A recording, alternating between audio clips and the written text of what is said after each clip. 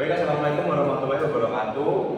Kami dari kelompok 2 akan meresitasikan mengenai karakteristik logam berat timbal dengan nama latin PB. Sebelumnya, perkenalkan nama saya Muhammad Hadinyata dengan nama akhir 1026. Perkenalkan, nama saya Ramadhani Aubrantias dengan nama akhir 1016. Saya Malindari Hebrianti dengan nama akhir 1012. Saya Hajarina Kismabudi dengan nama akhir 1020. Saya Dana Vita dengan nama 3 1024. Baik, pertama memasuki pendahuluan. Timbal sendiri itu merupakan salah satu jenis logam berat non esensial yang sering ditemukan di perairan dan bersifat toksik. Toksiknya artinya beracun atau berbahaya bagi manusia dan lingkungan sekitarnya. Nah, ini dia itu kurang lebih secara visual bentuk timbal itu seperti ini. Dan timbal juga dikenal dengan nama timah hitam atau plumbum, yaitu unsur kimia dengan simbol Pb dan nomor atomnya 82. Ini dapat dicari di tabel periodik. Nah, yang selanjutnya itu ada sumber-sumber logam berat timbal, di mana sumber logam berat timbal ini berasal dari sumber alami seperti batuan, pelapukan batuan dan deposisi atmosfer.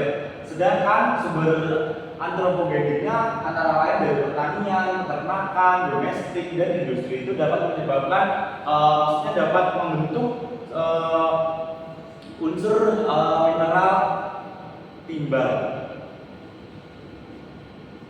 Yang selanjutnya itu ada dampak timbal terhadap kesehatan manusia. Di mana timbal itu adalah logam berat yang berbahaya bagi kesehatan manusia, terutama jika dikonsumsi dalam jangka waktu yang panjang.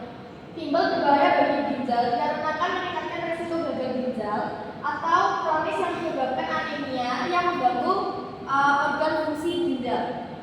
Timbal juga dapat menyebabkan keracunan dan mengganggu pembentukan sel dalam sumsum belakang. Paparan timbal sendiri ini juga berhubungan dengan peningkatan tekanan darah yang dapat meningkatkan risiko hipertensi, jantung, dan kanker. Di mana efeknya jangka panjang itu termasuk masalah sistem reproduksi dan penurunan kesuburan, terutama pada pria. Biasanya untuk mencegah paparan timbal ini melalui pengolahan lingkungan yang baik untuk menjaga kesehatan masyarakat di lingkungan sekitar tersebut ini sangat penting. Baik, selanjutnya ada dampak timbal ke lingkungan. Jadi timbal atau PB ini menimbulkan dampak negatif yang signifikan terhadap lingkungan karena sifatnya yang beracun dan sulit terurai secara alami. Salah satu dampak utamanya adalah pencemaran tanah yang terjadi akibat akumulasi timbal dari industri, baterai bekas, atau cat berbasis timbal di permukaan tanah. Nah, jadi apabila tanah tersebut itu tercemar oleh timbal, maka akan mempengaruhi kehidupan mikroorganisme yang ada di dalamnya. Kemudian juga akan mempengaruhi pertumbuhan dan perkembangan dari tanaman sehingga akan menurunkan produksi tanaman itu sendiri. Selanjutnya, timbal juga dapat mencemari sumber air melalui infiltrasi ke air tanah atau airan permukaan yang berdampak buruk pada kehidupan akuatik dan kualitas air yang dimanfaatkan manusia. Nah, jadi apabila organisme akuatik ini tercemar oleh timbal, maka akan menyebabkan gangguan reproduksi, gangguan fisiologis tubuh dari organisme akuatik itu sendiri maupun dari bisa juga menyebabkan kematian. Nah, selanjutnya yaitu analisis logam berat timbal atau PB. Nah, analisis logam berat timbal ini sangat penting karena timbal itu bersifat toksis yang dapat mempengaruhi kesehatan manusia, hewan, dan ekosistem atau lingkungan. Nah, dalam penelitian yang menunjukkan kadar timbal dalam makanan dan air sering melebihi ambang batas yang ditetapkan SNI 7387 tahun 2009. Nah, dalam penelitian di Teluk Ambon, konsentrasi timbal dalam sedimen berkisar antara 18,25 hingga 35,98 mg per kilogram, yang walaupun belum berbahaya, tetap memerlukan pengelolaan yang tepat. Nah, kadar timbal dalam air ini bervariasi, tapi umumnya masih aman. Paparan jangka panjang dapat menyebabkan masalah kesehatan serius termasuk gangguan saraf pada anak-anak. Baik, selanjutnya adalah pengelolaan logam berat timbal atau PB. Jadi di Indonesia pengelolaan limbah B3 termasuk timbal diatur oleh Peraturan Pemerintah Nomor 101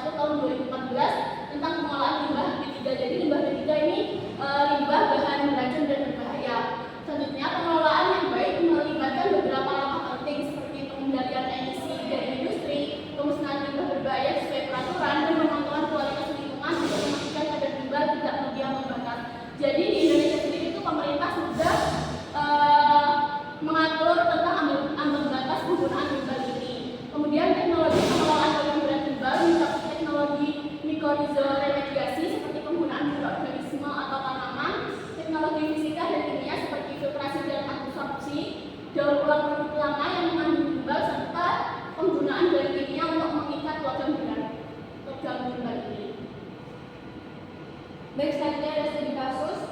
Dari kelompok kami mengambil studi kasus dari Paundanan dan kawan-kawan yang dilakukan pada tahun 2023 di Sungai Motui, Kabupaten Konawe Utara, yang menunjukkan konsentrasi logam berat timbal di perairan Sungai Motui adalah kurang dari 0,0004 yang berada di bawah ambang batas baku mutu menurut Peraturan Pemerintahan Republik Indonesia Nomor 22 Tahun 2021. Namun itu juga harus segera dilakukan pengelolaan walaupun belum melebihi ambang batas, karena sekecil apapun konsentrasi dari timbal PB atau PB ini dapat membahayakan bagi kesehatan manusia maupun ekosistem yang ada di perairan. Untuk pengelolaan pencemaran PB di Sungai Motui harus melibatkan berbagai strategi, termasuk regulasi yang ketat terhadap aktivitas industri dan pertambangan. Langkah pertamanya adalah melakukan penegakan hukum terhadap pelanggaran yang terkait dengan pembuangan limbah yang berbahaya tersebut.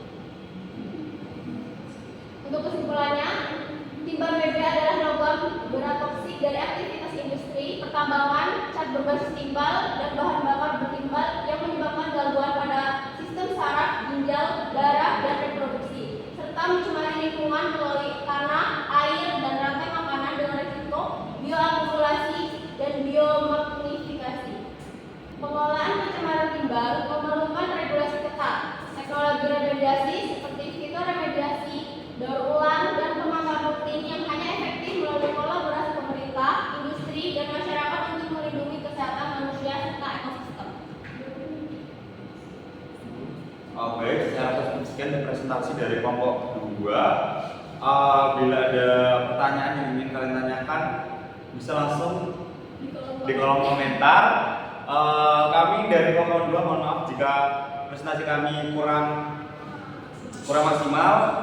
Oke, cukup sekian. Saya rasa wassalamualaikum warahmatullahi wabarakatuh.